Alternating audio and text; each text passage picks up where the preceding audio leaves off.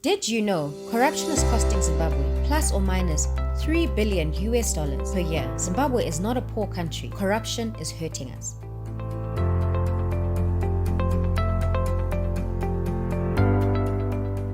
Join us as we fight corruption, promote transparency, accountability, and integrity in all sectors. Transparency International Zimbabwe, the Coalition Against Corruption. TIZ is in 3 regions in Zimbabwe, in Harare, Bulawayo, and Mutare. However, we have a presence in other provinces of the country through dedicated men and women who form part of our accountability monitoring committees. TIZ offers advocacy and legal advice on corruption-related issues, community mobilization and advocacy, policy legislation and institutional monitoring, and research and information. For more information, visit our website www.tizm.org, our social media pages, Facebook, Instagram, and Twitter. Also catch up on our live discussions on our YouTube channel, Transparency International Zimbabwe.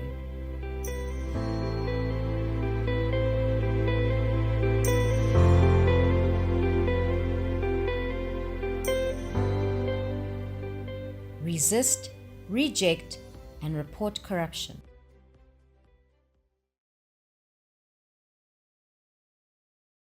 It's a good morning to you. Welcome to Asake Online. My name is Zenzele Ndebele. Welcome to the Anti-Corruption Series, the program that is brought to you by Transparency International Zimbabwe, where we look at the issues of service delivery, accountability, social accountability, and also looking at what residents can do to make sure they get value for their money. Today in the program, I'll be talking to Dr. Gorden Moyo, who's the Director of Public Policy and Research Institute of Zimbabwe, known as TIZ. He's an academic and former minister. Dr. Moyo, welcome to the program. Thank you very much, Zenzele. Yes, looking at the issues of social accountability, service delivery, especially at a time when we are also going, we are under a lockdown and we've had serious issues of COVID-19. People are dying, people are sick, and yeah, the Unzima, the beginning of 2021. But in your view, what do you think is the importance of social accountability? Why is it important? Thank you very much, Zenzele, for that question. Social accountability and issues of transparency in public service are critical because those that are elected into office need to provide the services to the electorate and to the citizens. And the citizens need to hold them to account because human beings need to be checked because there is this propensity for them to be selfish and to work for themselves and for their families and have these parochial interests. So issues of social accountability become very, very critically in public affairs. Yeah, looking at maybe bringing it back closer home, what would you say is the state of service delivery in Bulawayo, particularly, but in Zimbabwe in general at the moment? That's a very interesting question, at the same time, tricky question, in the sense that there is a tendency for people to look at the issues of service delivery at a local level, at very narrow levels, and leave the broader and yet more impactful factors that do affect the local economies, local democracy, local development, and local service delivery. So I would want to start from a very broad level before I get to the local level, because the broad level, the national level, is very key. So my biggest problem is that of leadership at national level and at a local level. That's why we are having challenges with local delivery, service delivery. There is a lack of moral leadership, lack of a pedigree, lack of leadership with integrity, people without heart for people, the leaders without heart for people, leaders that spend a lot of their time practicing what a lot of scholars have called the primitive accumulation. So we see that at national level is a biggest thing at national level, but it has become even bigger at local level. So instead of resources going out to the intended beneficiaries, instead of public goods provisioned to the people, they are then used by the leadership. So there is a serious leadership crisis in the country at national level, political leadership, business leadership, church leadership, local authorities, leadership, civil society leadership, academics are also involved. We have a leadership crisis in the country that is affecting effective delivery at national and local level. Look at the countries where leadership is serious in terms of service delivery. You will see some kind of difference. You will see the difference at local and at national level. So leadership is very, very critical. Wrongly headed policies, both at national and the policies are not on development, on economic fair, on the livelihoods of the people profiting towards. So we see this broad issue at national level cascading down to local level. I actually related to the issue of wrongly headed policies.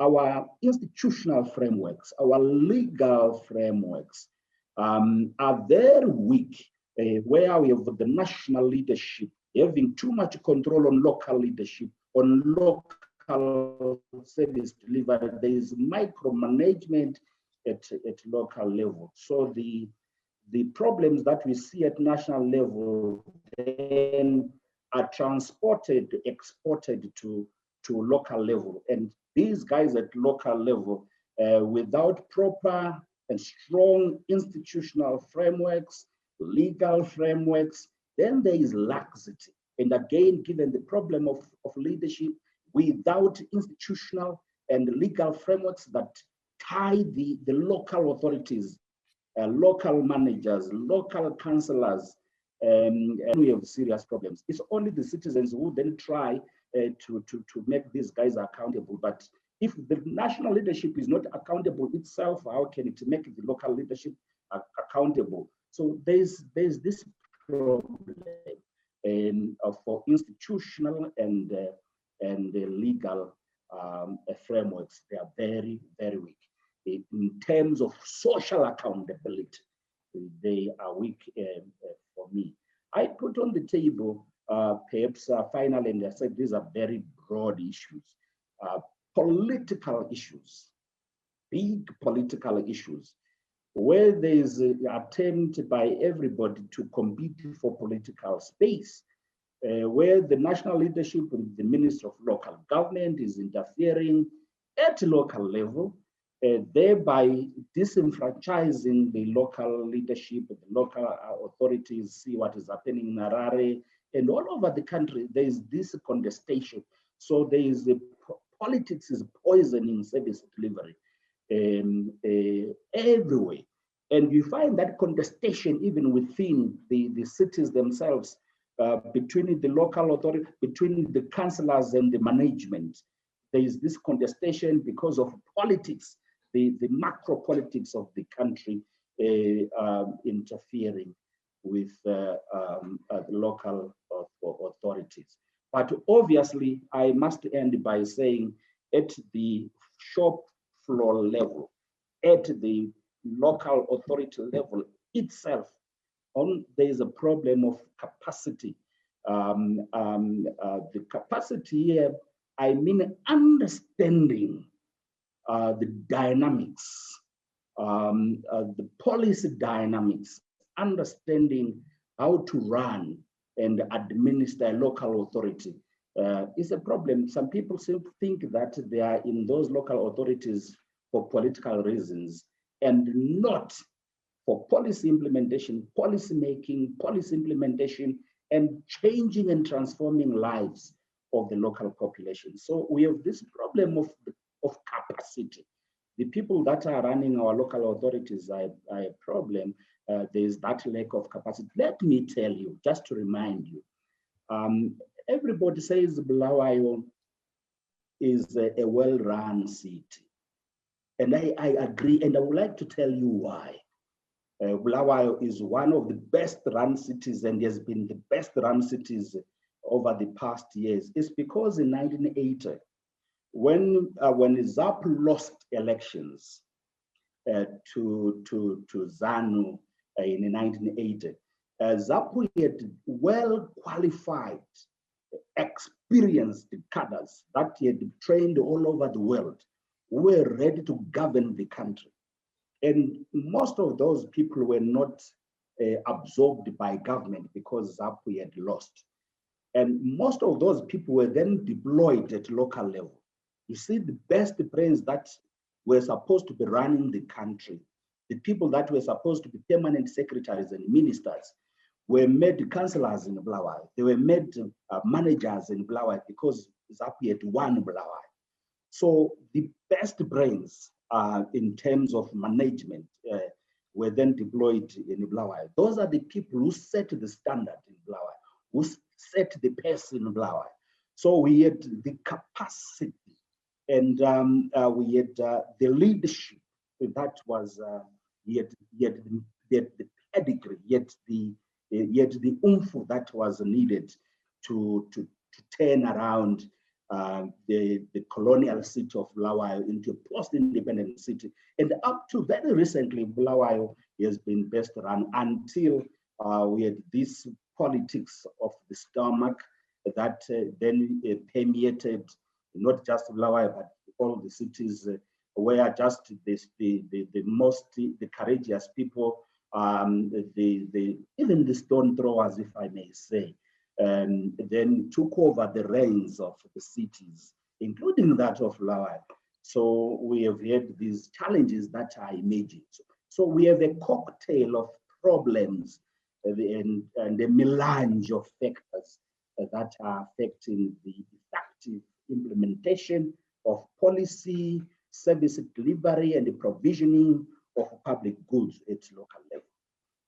You mentioned very important points like the politics, the capacity. Let me maybe make a follow up on the issue of politics. Currently, I would say we have a bit of confusion where there is this power contestation within the opposition. So you find that sometimes the councillors will pledge loyalty to MDC and pledge loyalty to the MDC alliance, and that is made more like there's no one who is in charge of these people. We have seen a lot of recalls here and recalls there, and it's quite confusing. And knowing that the system in Zimbabwe, we have this more like the whipping system where the party would say, this is what we want to do. So don't you think that has actually affected the councillors? Because I think there's no one who's giving them instructions. Indeed, I totally agree with you, Zenzele, on that one. Our local authorities have become a modern Tower of Babel. Confusion, it's a space of confusion because there is no political glue that is bringing together and giving direction, enabling the local authorities, councillors to pursue as their mandate that they promised people during the campaigns. So because of the toxicity that we see in our politics, both in the opposition and in the ruling party, the cocktail is playing itself out, particularly in local authorities. So it's one of the biggest problems, as we can see in Bulawayo. where we have some people paying allegiance to one leader or one faction, and another to another faction, and some to ZANU-PF, the ruling party. So it's so confused.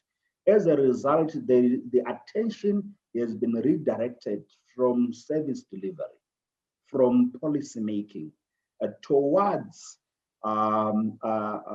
outwitting each other, towards political competition, also towards accumulating resources through tendering. We now have these tender entrepreneurs. And so people are saying, I need to get something before I get out. I may not be re-elected. My faction is weak, but I must remain with my faction, because if I get out of this faction, I will lose out. I'll be thrown out.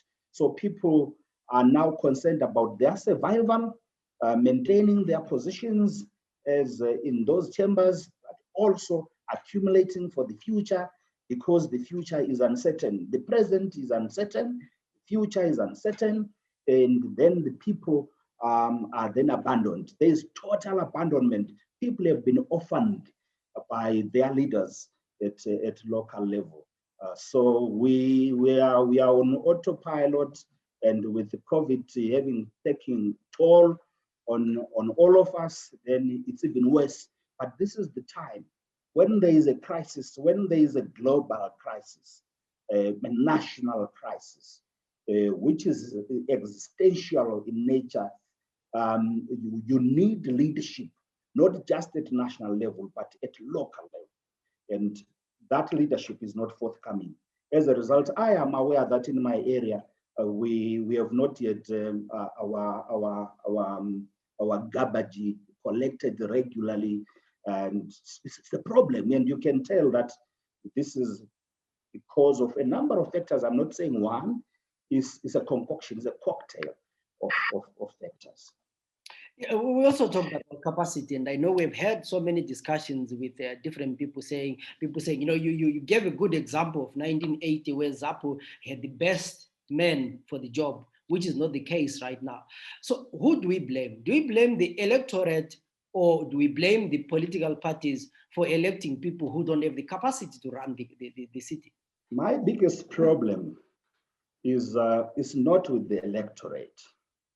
My biggest problem is the leadership of the political formations that are promising the people of Zimbabwe, the people of Blaawai, a future cities status, smart cities. They are promising when people campaign, and yet when they deploy, the deployment is incongruent. It is incongruent with the promises that people are given. So the political leadership is the one that is supposed to have a criteria of the kind of people who should be councillors, who should be mayors, who should be members of parliament. So the buck for me stops with the political leadership. If the political leadership is serious, it will have a criteria for its deployment, because it is worried about the lives of the people. But the current criteria, which is prevalent in all political parties, and not opposition only, and all political parties in Zimbabwe, and to a very certain extent, to a large extent rather in Africa, is about rewarding some individuals within party structures. You are rewarding them because they are protecting their jura. It's not about transformation. It's not about change. It's not about provisioning of public goods. It's not about service delivery. It's about protection of the certain leadership, looking at their own factions within the political parties, rewarding them, jura-walling them, putting a firewall around themselves. That's a very narrow approach. We need a leadership which will have criteria, balanced criteria. When you are deploying people, you have skills mix. Do you have some engineers? Do you have some lawyers? Do you have some academics? Do you have policy thinkers and policy shapers in your team? Do you have runners? Balance the team. And also look at these people connected with their communities. Are these people are going to work for the communities, or they are going to work for themselves? That kind of a thing. Of course, we will not spare the rod on the electorate. The electorate also, when presented with the leadership in an election, the electorate has got this mindset. We have got this mentality where we are voting on party lines. For me, it should be done perhaps at national level, at not local level. At local level, we must look at the pedigree. We must look at the people. Then those people should be voted, not just the party, because the party, we now know that the criteria used by political parties is not the best for service delivery at local level. We still need parties at national level for the purposes of cohesion, for the purposes of national agenda. But at local level, I think we need some individuals that are going to drive local democracy, drive local economies, drive a local development with the passion for development for their communities. Yeah, having said all these problems and the challenges that are facing local authorities, would you say residents are getting value for money? Residents are not getting value, but I mustn't use it as an absolute term. I think these local authorities are also trying under very difficult circumstances. We must also appreciate that. We can't be superficial and simplistic and say the local authorities are doing nothing. I think that would be unfair. They are working under very difficult circumstances where the government and the country and the economy is failing to mobilize resources. I mean, there is failure to mobilize resources, whether these are domestic resources or whether these are external resources, financial resources. The country is failing. So we can't be simplistic. We don't want to be simply here and say they are not getting the value completely. I think local authorities can do better. Local authorities can use the resources, harness them, and also find local authorities must be often service delivery at local authority level. I think your triple Ps, your public private partnerships should be done. That will increase the level of infrastructure development in the communities and in local authorities. I think the issues of remittances, there must be various methods at local authority level also to harness. Particularly in Bulawayo, we have got a lot of people that are outside the country. Of course, COVID now has created this disconnect and difficulties even for the remitters outside. But some methods of harnessing resources, whether these are remittances, whether these are gaming industry, various methods. I think because of the capacity that we're talking about, people are not thinking about means of raising resources, mobilizing domestic resources at local authority level in order to ensure that services are provided and residents have value for their money. Of course, again, the institutions, the legal framework is also prohibitive to a certain extent, but hopefully when devolution is finally implemented, some of these things will be attended to. But we need some people to think beyond levies, to think beyond rent paying, beyond licenses. I think it's time to rise above, to fly above the weather and begin to think about innovative financing mechanism for local authorities and for devolution. in order to attend to the problems that we are facing. If Zimbabwe and if Bulawayo is going to join the part of the emerging economies of the world, we can't play the game that we are playing now. We can't thinking like we used to think. We need to think differently. As you can see what is happening in Rwanda. I do some work in Kigali. I know what is happening there.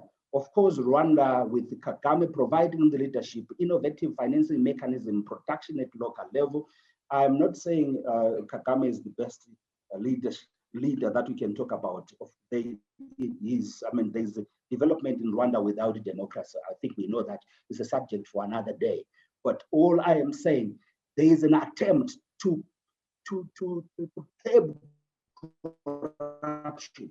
There is an attempt to come up with various methods of financing local authorities and the country at large. So in short, maybe it's been long now, the local, the residents, the ratepayers can get better from their local authorities, but there is a cocktail of challenges that are emanating from the national level, central government, and there are also those that are hinged on the problems within the local authorities themselves. On that note, I would like to thank you, Dr. Moyo, where you are raising very serious issues of service delivery. I think you really broke down and you told us the basics of service delivery in a very simple way to say, the problem is not just the councillor or the electorate. It starts at the national level, but cascades to the community, and at the end of the day, it affects service delivery. This is a program, the Anti-Corruption Series, brought to you by Transparency International Zimbabwe. And today in our program, we were talking to Dr. Gorden Moyo, who is the director of the Public Policy and Research Institute of Zimbabwe. He's also an academic, and we were talking about service delivery. And let me say, this was quite a very exciting discussion, and I hope that the debate will continue online and in all the WhatsApp groups, and because he has raised very serious issues, and in the next weeks, I think we'll follow up on some of the issues that he has talked about, because he raises very fundamental questions that we need to ask ourselves about the type of leaders that we need to elect, the capacity of the people that we want. What capacity do we have as the city? What capacity do we need from the people that we elect into office? And what we expect from them? And can they deliver based on the capacity that they have? So sometimes I think we expect too much from the people who are out of depth and they cannot do anything. So I think let's end it here, and you can follow us on our social media pages, Facebook, Twitter, and let the discussion begin. My name is Zenzele Ndebele. Till we meet again next week, we'll be talking about other issues to do with social accountability. Have a good day. Did you know corruption is costing Zimbabwe plus or minus $3 billion per year? Zimbabwe is not a poor country. Corruption is hurting us.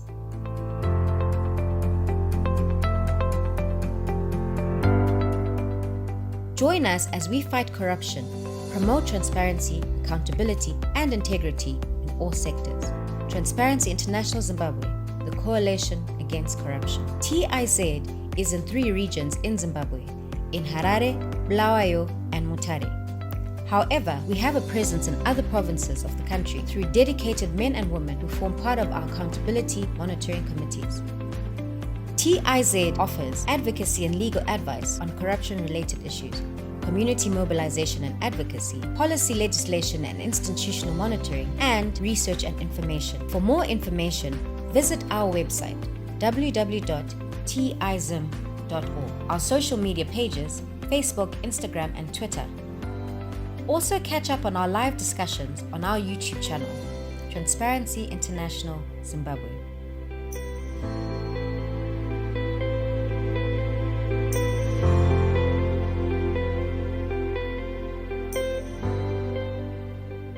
Resist, reject, and report corruption.